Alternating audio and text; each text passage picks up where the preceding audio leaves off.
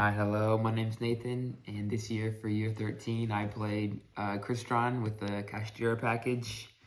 I went 0-5, which is devastating. This card right here sums up the entirety of my play this year. I was the bottom dweller, but I did get first pick of cereal, which is awesome because I finally secured the Lucky Charms, and I also secured the nice Appa custom card, which is so fire.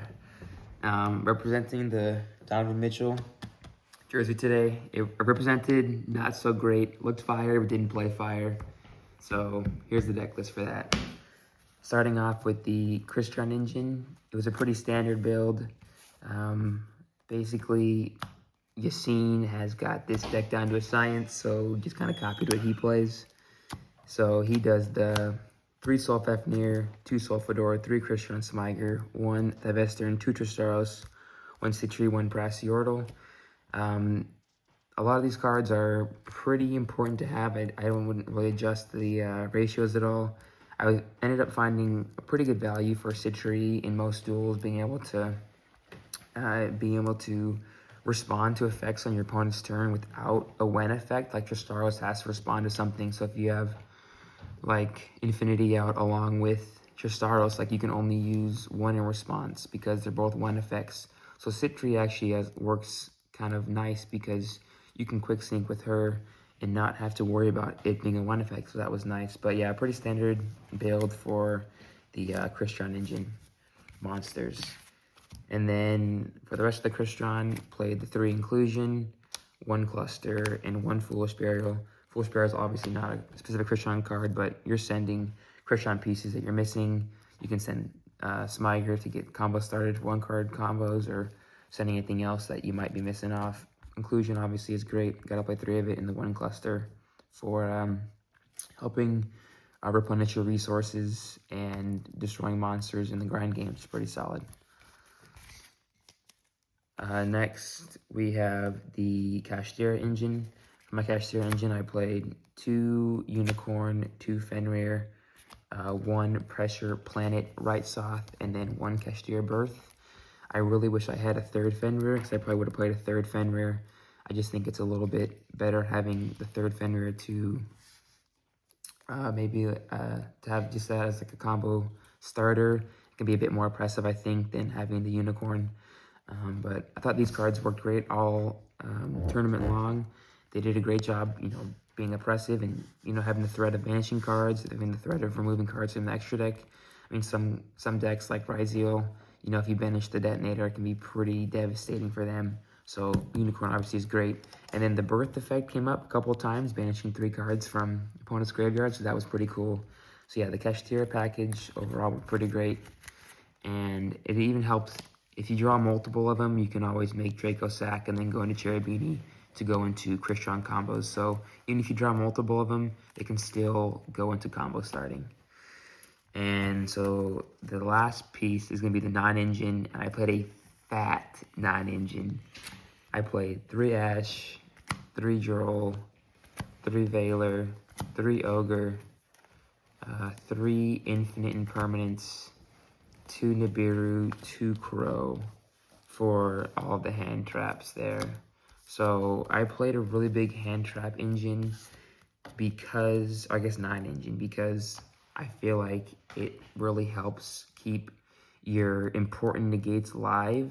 Like Infinity is a really important negate, and if that's the first thing you're using, that's kind of devastating for the deck, and it can be really easy to bait out. So having hand traps in the back can be really helpful to kind of stunt the opponent's plays when you're going first. So I thought it was really impactful to have hand traps.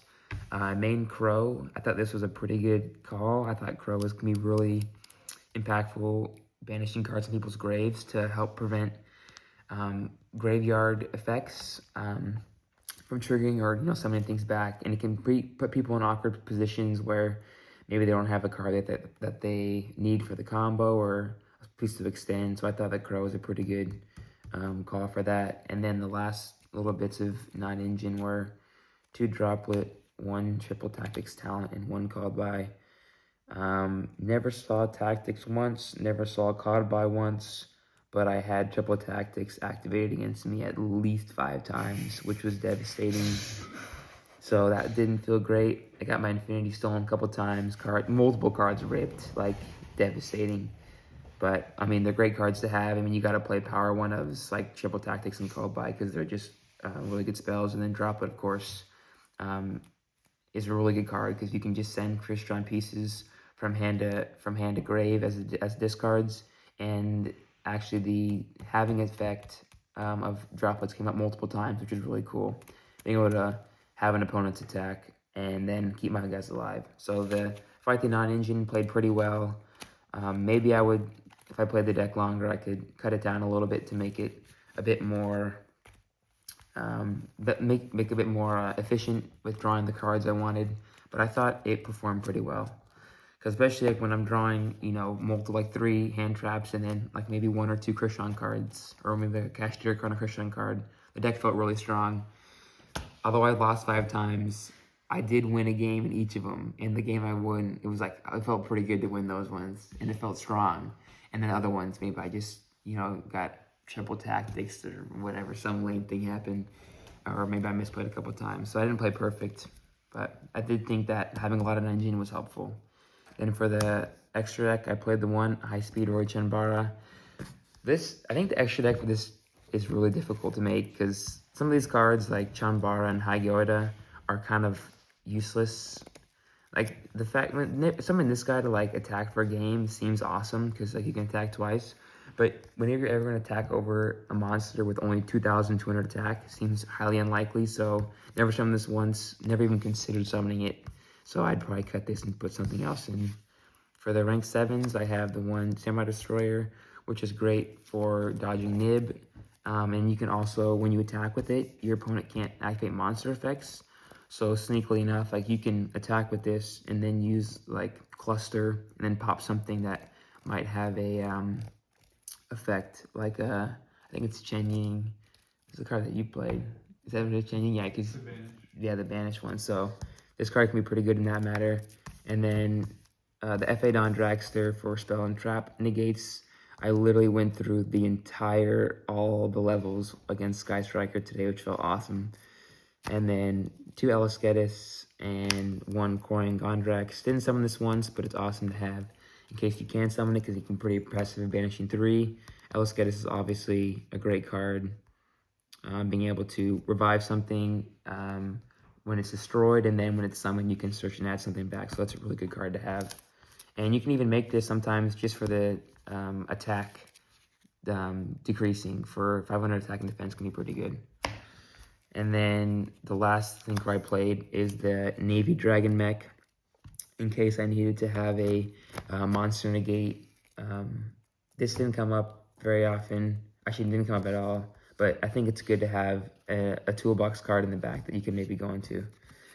And then the MVP, the GOAT, Cyber Dragon Nova and Cyber Dragon Infinity. Probably the main reason why I wanted to play this deck is to be able to summon these cards again, because I'm a Cyber Dragon player from the OG times, so it feels awesome to be able to make Nova and then make Infinity and just have the Omni negate and then be able to suck up attack position monsters with Infinity.